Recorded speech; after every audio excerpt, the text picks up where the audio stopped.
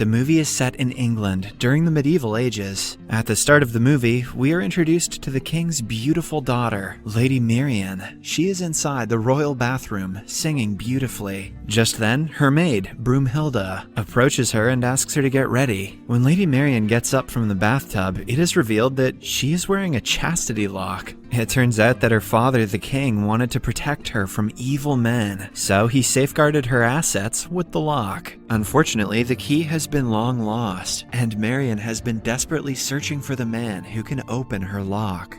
In the next scene, we see a group of men dancing to hip-hop music. One of the dancers sings about how Prince John and his sheriff have taken over England and are imposing heavy and unfair taxes on people. Elsewhere, in Khalil Prison in Jerusalem, we are introduced to the main character of the movie, Robin Hood. He has been apprehended for fighting in the Crusades and is being taken to the most notorious cell of the prison. There, one of the guards asks him who sent him there, but Robin refuses to answer. As a result, the guard takes out a tongue loosener and punishes him with it. However, Robin still does not budge. Tired, the guard chains Robin next to a prisoner named Asnees, mentioning that he will be back for interrogation again. After he is gone, the two prisoners introduce themselves and become fast friends. While Robin is imprisoned for something serious, Asnees is locked up for simply jaywalking. Soon, they come up with a plan to escape and strike the metal bar which is holding their chains. Luckily, the bar breaks, and they are able to set themselves free. The duo then frees everyone inside the cell, and collectively, all of them escape through the ventilator. In the next scene, Robert and Asnees are on the beach, where Robin expresses his gratitude towards Asnees for helping him escape.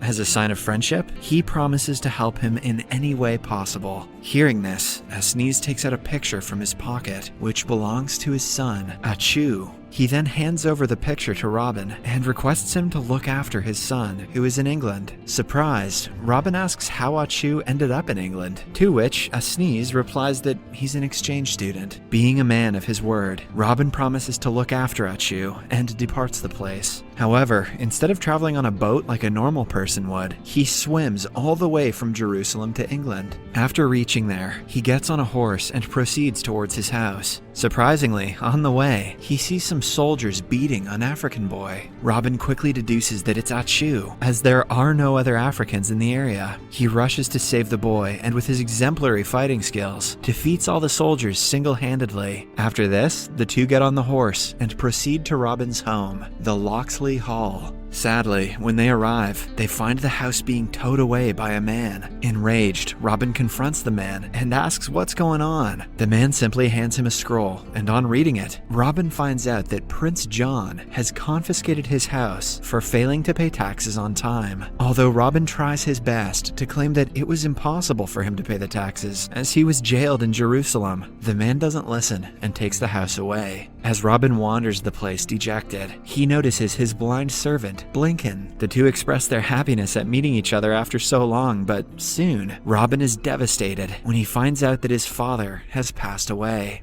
To make matters worse, Blinken mentions that even his mother, brothers, dog, cat, and goldfish perished while he was away. As the two continue talking, Blinken takes out a pendant and hands it over to Robin, mentioning that it was his father's last gift for him. When Robin asks what's inside it, Blinken replies that it holds the key to the greatest treasure in all the land.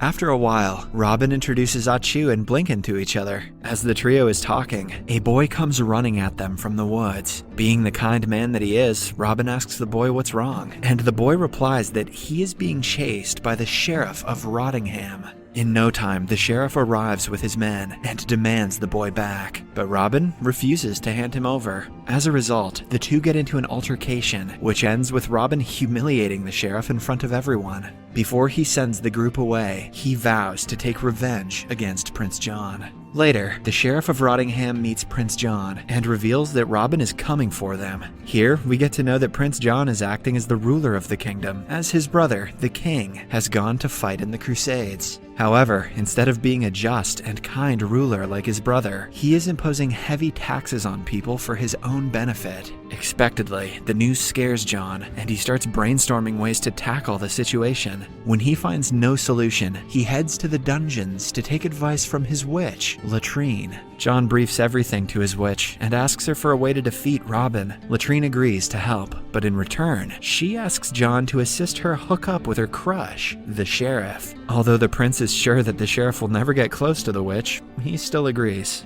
Elsewhere, as Robin and his crew are traveling to the castle, they are stopped on a bridge by a giant named Little John. Robin demands to let them through, but Little John claims that they'll firstly have to pay the toll tax. When Robin refuses, the two get into a stick fight. Despite his small frame, Robin manages to defeat the giant and pushes him into the nearby river, which barely has any water. Surprisingly, as Little John does not know how to swim, he starts drowning in the puddle. At first, Robin is taken aback, but when Little John continues to struggle, he helps him up. With this, he wins the giant's trust and makes him a part of the team. Before leaving, Little John calls his best friend, Will, who happens to be a dagger expert. He can slice through anything mid-air with his insane dagger techniques. After the introductions, the group of 5 start their journey to Prince John's castle. Meanwhile, Prince John and the sheriff are having a party inside the castle. Soon, John's niece, Lady Marian, joins the duo and observes the celebrations. The sheriff, who is infatuated by Marian's beauty, immediately starts flirting with her, but the latter pays him no attention.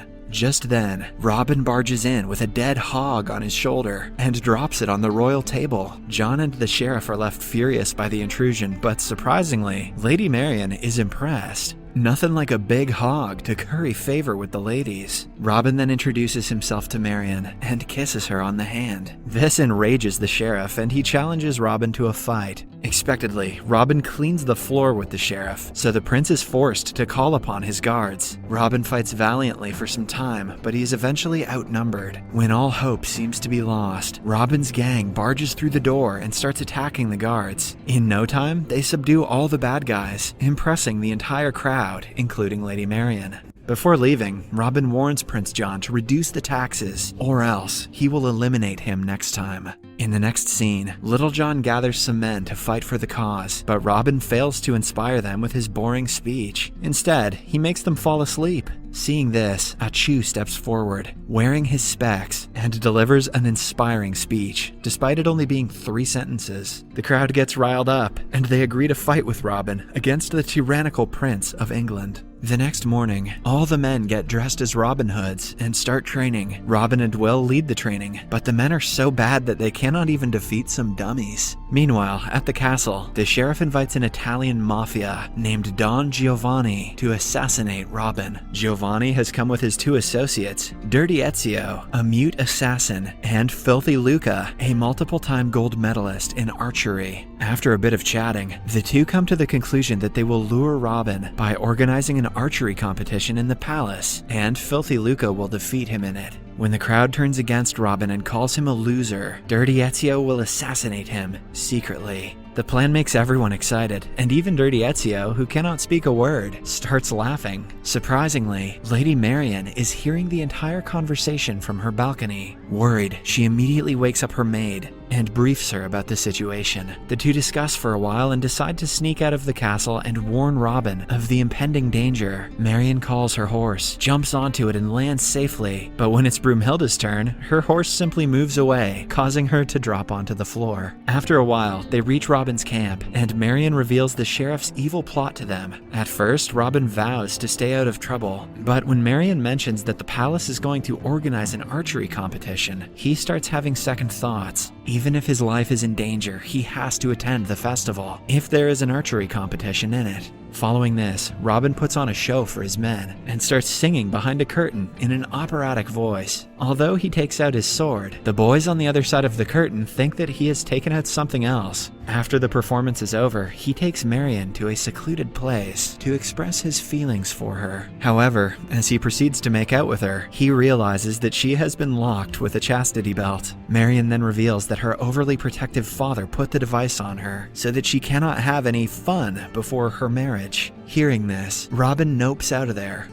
He tries to kiss her, but they are stopped by Broomhilda, who mentions that they are getting late. With this, the two depart on their horses, but not before vowing to meet Robin again. In the next scene, we are taken to the palace where the annual archery competition is about to commence. Several skilled archers have come from all across the land, hoping to win the ultimate prize. As expected, Robin's men are also there, but they're disguised as women. On the other hand, Robin has worn the attire of an old man. Soon, the competition begins, and only 2 men are able to hit the bullseye. The 2 men are none other than Filthy Luca and Robin. Seeing him, the sheriff immediately deduces that it is Robin in disguise. Meanwhile, Dirty Ezio is hiding in a nearby tower, ready to shoot Robin. As the first round between Filthy Luca and Robin ends in a draw, they are instructed to have one more go at it. Robin goes first and once again hits the bullseye. He then removes his disguise and reveals himself to be Robin, much to the delight of Marian. However, when it is Filthy Luca's turn, he takes good aim and pierces through Robin's arrow, hitting a double bullseye. This gets the crowd going, and they start cheering for Filthy Luca. At the same time, they jeer at Robin and call him a loser. Robin is in shock, as he is never supposed to lose in an archery contest. Hence, he takes out the movie's script to check if everything is fine. Luckily, he finds out that he has one more shot left. Prince John and the sheriff also check their scripts and confirm the plot. Wasting no time, Robin takes out his arrow, but just as he is about to shoot, Filthy Luca pushes him, causing him to fire his arrow up.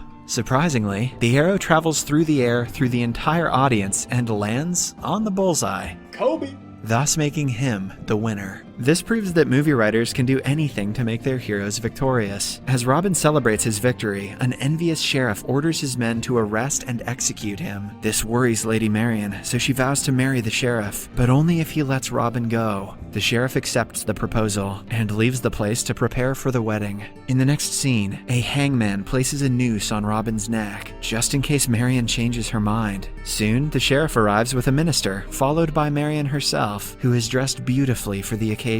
She is accompanied by her uncle, Prince John. As Robin watches everything unfold, the marriage ceremony begins. The sheriff accepts his vows immediately, but when it is Marian's turn, she hesitates. This gives Achu an opening, and he cuts Robin loose with the help of an arrow. With this, an intense battle ensues as Robin's men start fighting with the guards. Amidst the chaos, the sheriff grabs Marian and forces her into his room, attempting to make love with her. However, as he proceeds to deflower her, he notices the chastity lock. Determined, the sheriff brings a drilling machine and attempts to break the lock, but it's of no use. Just then, Robin enters the room and challenges the sheriff to a duel. The two go back and forth, and during the action, Robin's pendant shatters and a key emerges from it. Surprisingly, the key lands in the lock and fits perfectly, implying that Marian's virginity is the greatest treasure in the land. Why did Robin's dad have that key? The boys are distracted for a while, but soon resume their fight. After a lengthy tussle, Robin accidentally stabs the sheriff with his sword. As the sheriff lies injured on the floor, Latrine approaches him and mentions that she has a pill which can save him from death. However, she will only provide him with it if he promises to marry her. With no options left, the sheriff agrees, and after being saved, he is dragged away by Latrine. In the final scene of the movie, Robin and Marian get married in front of everyone. Just then, the king returns from his crusade and condemns his brother for being cruel and evil. He orders his men to lock John away, and at the same time, rewards Robin for his bravery and valor. The king also returns Robin's house, and lifts all the unfair taxes imposed on the people. The movie ends as Robin and Marian finally kiss each other. In the post-credits scene, as Robin tries to deflower Marian, he finds out that even with the key, the lock won't open. The movie ends as Robin calls for a locksmith. Fun fact, during the entire course of the movie, Prince John's face mole changes its location several times. Gross. Subscribe for more videos like this, turn on notifications, and leave a like to help the channel out. Thank you for watching.